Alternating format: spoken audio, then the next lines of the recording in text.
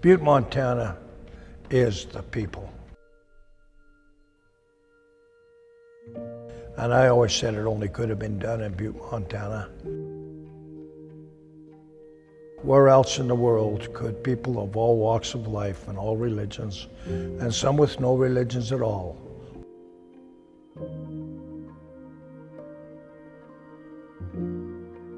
all banded together to do a project, and they did that for the Lady of the Rockies.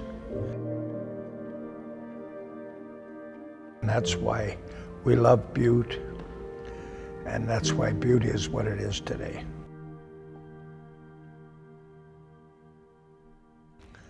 My wife got sick on December 29th of 1979. She went into the hospital for an emergency operation, and so that I asked the lady to pray to her son for me, and if she would make her okay, then I would build a statue.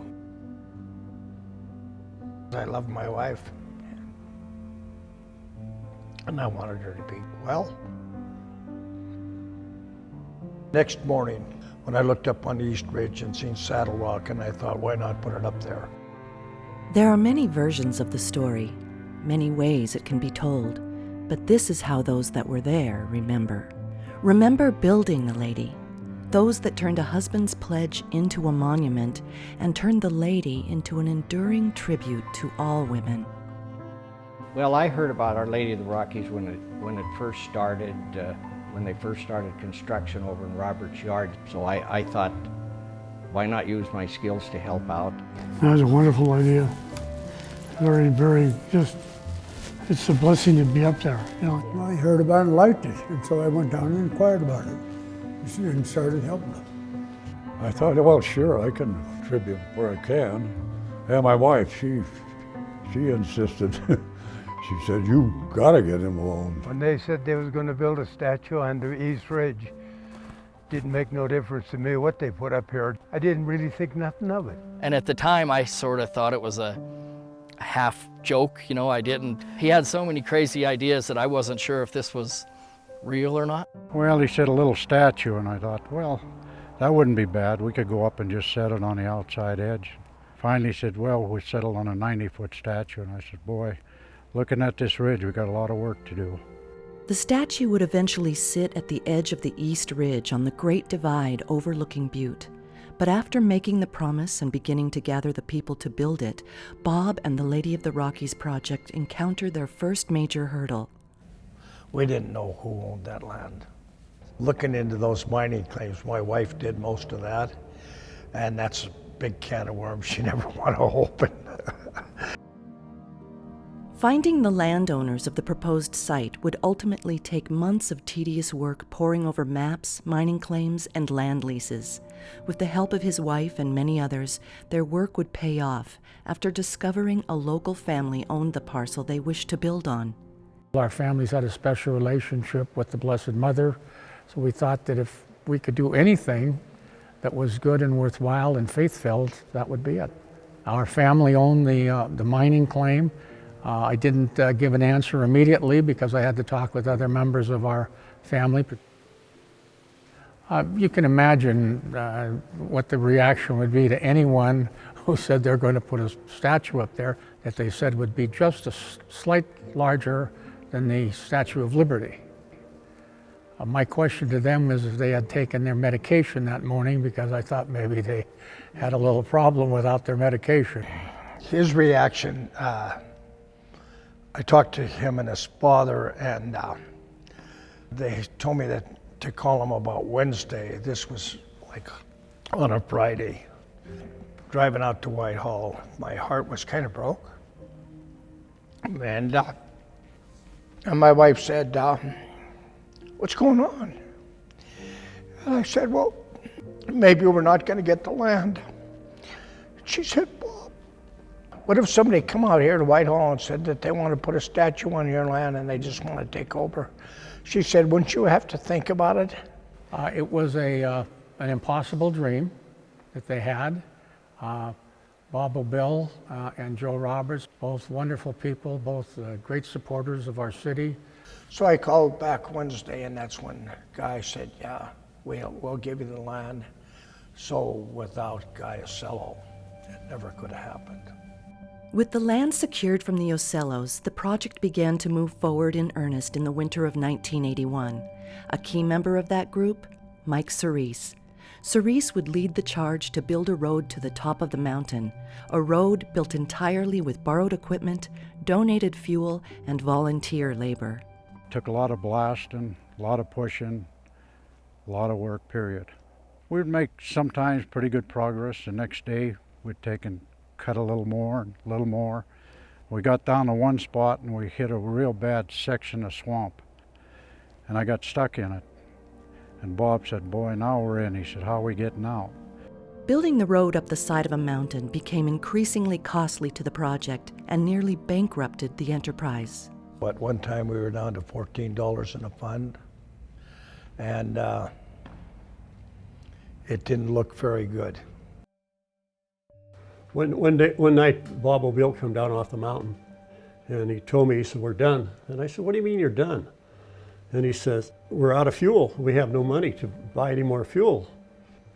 A couple days went by, and Roberts got a hold of me, and he says, down at Gilman's down there, there's 10 100 haul trucks down there. And he says, we got the contract to tear them down and ship them to Wyoming. So I walked over to the fuel tanks, and I opened them up. I couldn't believe my eyes. They were filled to the gills. We got some more diesel fuel from the trucks that were being shipped out of town. I said, I thought the lady was going to furnish the money. I didn't think she was going to furnish the fuel itself. So after that, we never ever thought that it wouldn't be done.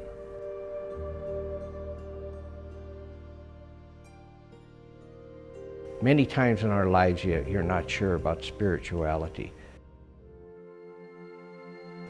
The amount of steel that came, and all of a sudden it would be provided for. Everything we asked up there of Mary that we got. You can go right from the beginning, and it's just like pretty soon you get to the point where you say, wait a minute. You know, we were here, but somebody was saying, you know, I want my statue on the mountain, and you guys are going to do it. As the road neared completion in the summer of 1981, plans for the construction and the placement of the lady began taking shape. Bob O'Bill, Mike Cerise, and Al Beavis surveyed the East Ridge looking for the best place for the lady. Well, Bob told me, he said, before you top off the road, get to the top, he said, hold up. He said, I want to get in the cat with you. I want to go over the top with you. So we got in and we both went over the top and got on a level, and he said, okay, now, where do we put the lady? And we looked around. I said, underneath Lamb Rock. He said, what do you mean Lamb Rock? And I looked up, and he looked up. He said, oh my God. Under Al Beavis's guidance, the crew began painstakingly blasting away a section of the East Ridge, carving out only 4 or 5 feet of material with each blast. And to look up to that mountain and figure to literally take a section of that out to place a statue up there was more or less it was a goal. It became a goal then. The drilling and blasting would take nearly 4 years to complete.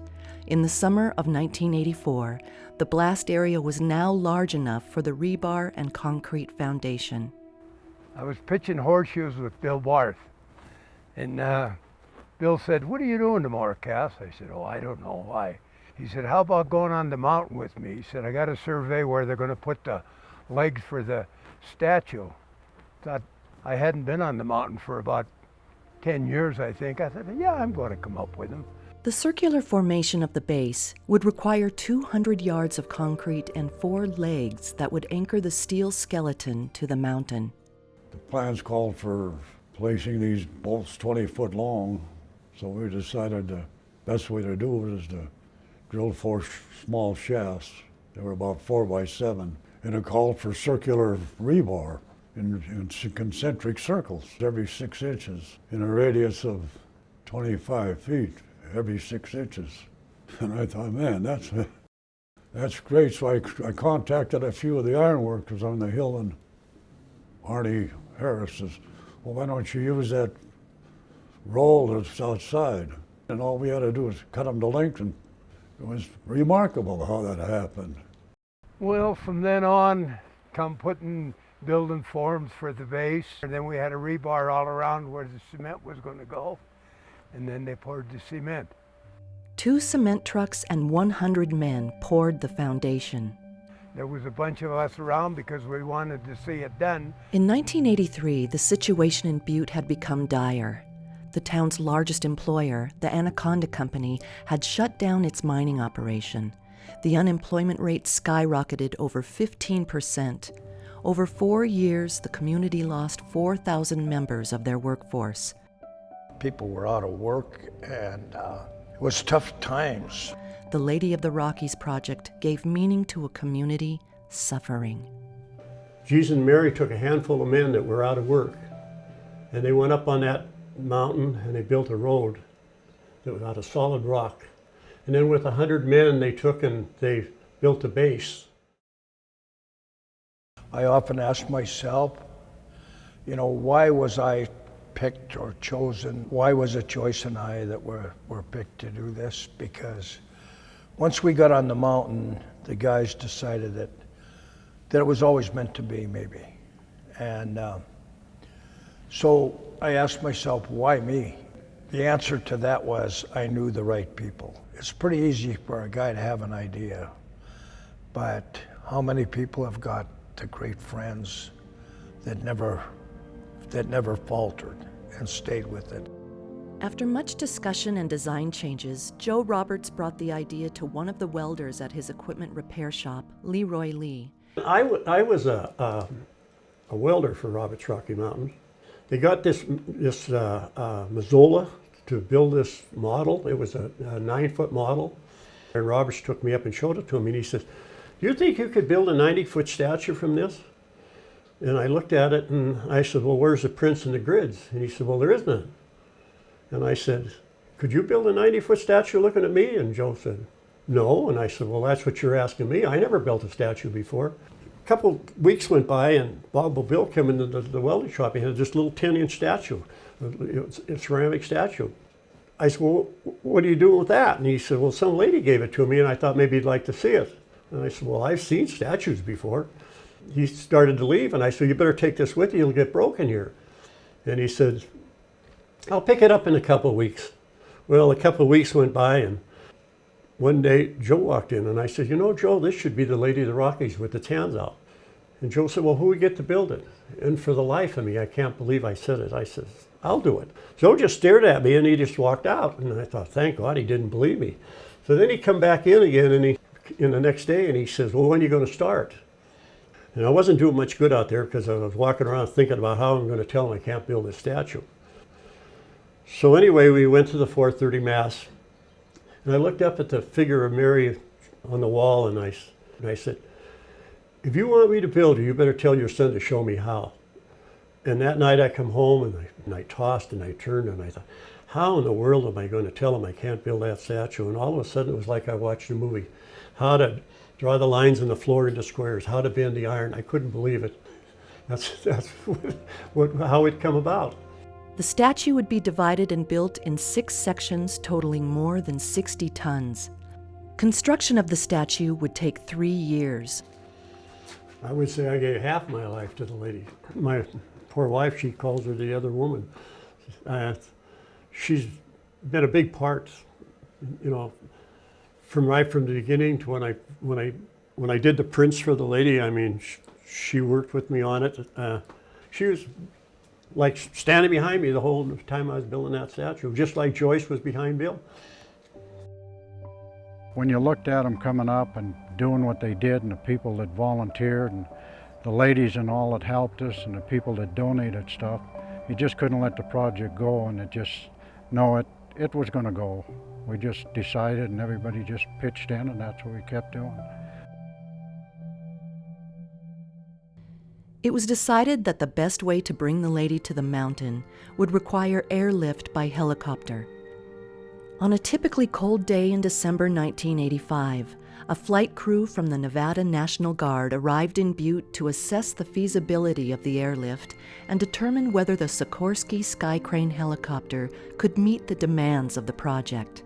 As the operations officer, I knew about the mission and I selected the crew, and then I got busy and kind of forgot about the whole mission until I got a phone call from my pilot that I'd put on that he had not properly gotten his physical completed and was grounded. I got to bed that night about 10:30. Before I left, I tried to get all my clothing and uniforms and everything together, and then I remembered I needed money in order to be able to go. I had $6. I asked my wife, she had 10. So with $16, next morning I got up at 6, and with very little preparation, very little information, we flew to Butte in the dark, in a snowstorm. The pilot, Comstock, asked me, he says, how much is the heaviest piece? And I said, 9 ton.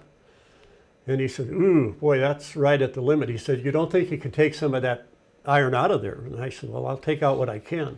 And I'm thinking to myself, we can't pick these pieces up. This is too heavy, but maybe we'll get lucky and we won't have to take it very far, and maybe we won't have to take it very high, because altitude is really tough on a helicopter. And they pointed up to that spot where she is now. How do I tell them this can't be done? The challenges facing this project were weight and altitude, both of which the Sky Crane excels at, but it's not Superman. It can't do things that it's just beyond its capability. I actually looked at the pilot's manual because I hadn't looked at it in a long time for this kind of altitude and so forth. It ran out. There was no chart or graph that showed what would happen at that altitude under those weights. On December 17, 1985, the airlift began. The weight of the pieces would prove to be a major challenge for the helicopter crew and the men on the mountain. The helicopter crew and the Lady of the Rockies crew said if anything happened at all, that we wouldn't take the piece up. So everything had to be perfect as we looked at it and they looked at it. Emotions were pretty high.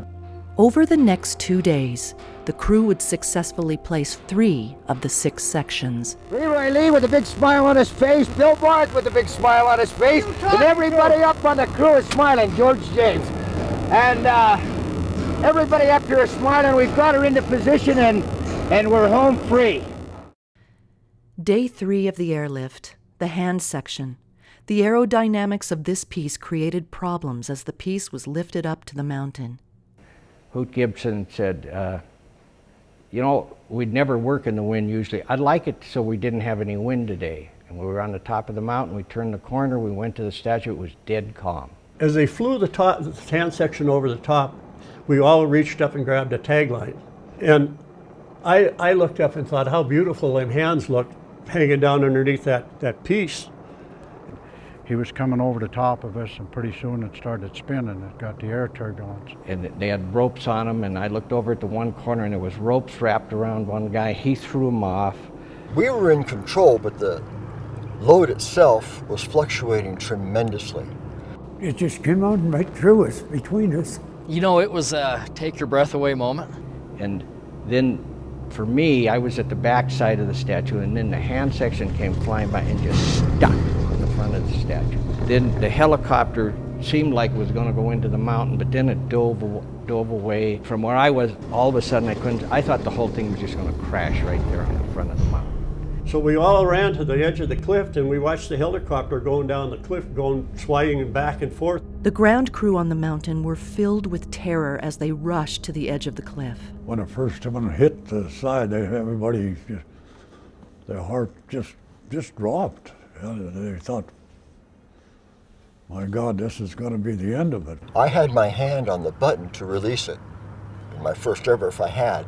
That's an extreme situation.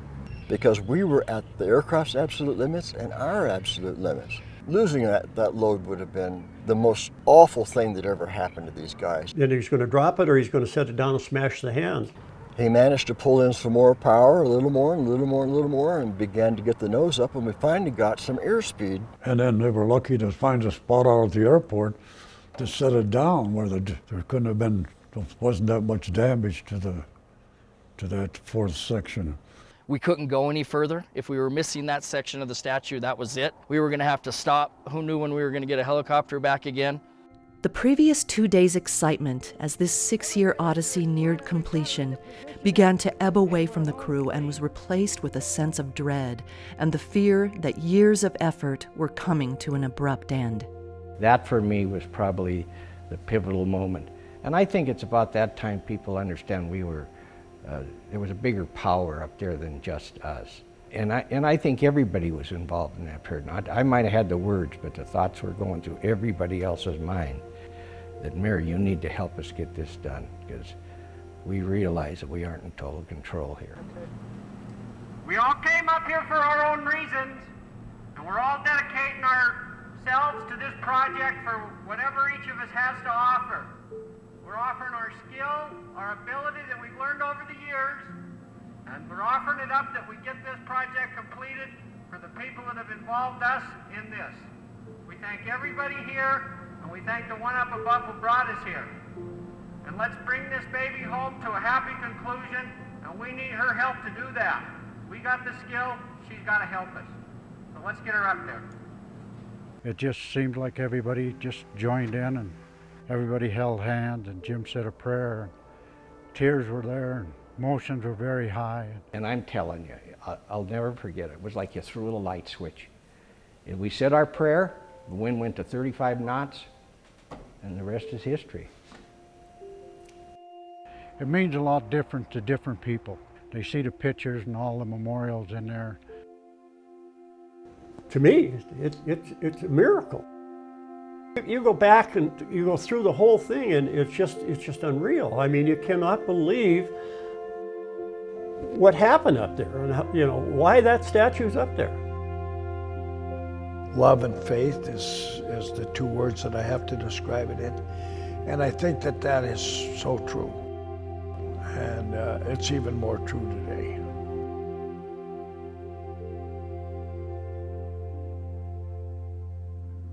Day 4 of the airlift. The face of the lady looks back at the city that had turned a promise into a reality, as it made its way to the top of the Great Divide. 6 years leading to this final moment.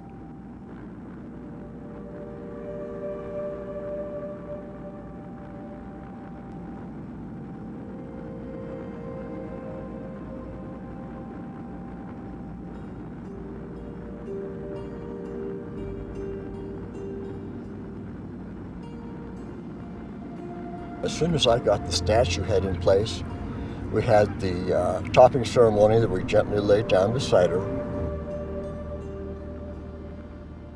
And we put that last piece on, went down and looked up in front of it. It really made you feel good.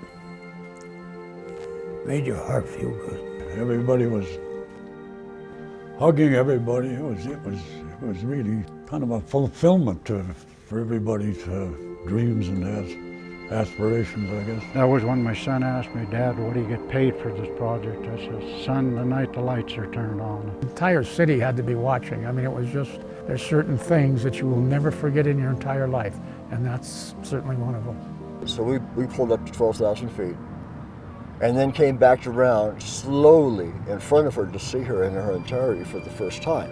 To look at all the men with tears in their eyes and after 5 years of working on it, the feeling was indescribable. I mean, it was, and then to look up at her face, I mean, I guess I can say it was the happiest day of my life. The chopper come up and the statue turned completely 180 degrees around. Like I was looking at the crew and my wife was up there, and it was truly the greatest day of my life. And I still had her, and the promise was completed. I love the lady, and I love my wife, and I love the people of Butte. They're great people.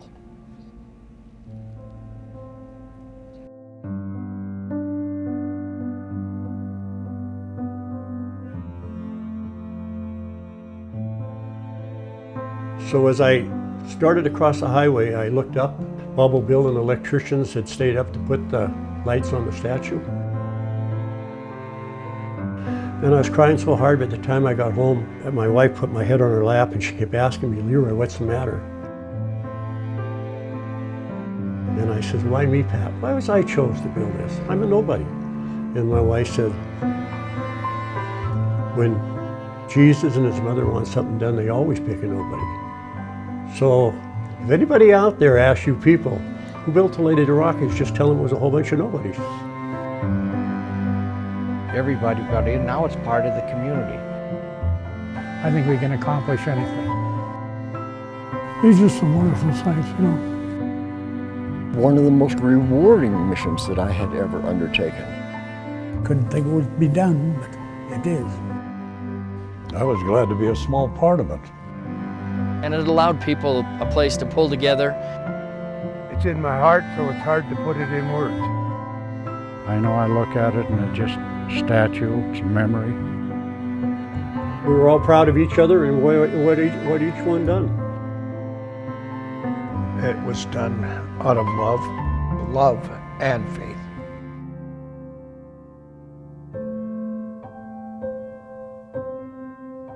Our Lady of the Rockies, a husband's promise fulfilled, a community's effort, strength, and commitment triumphant, and 30 years later, an enduring tribute stands on the mountain.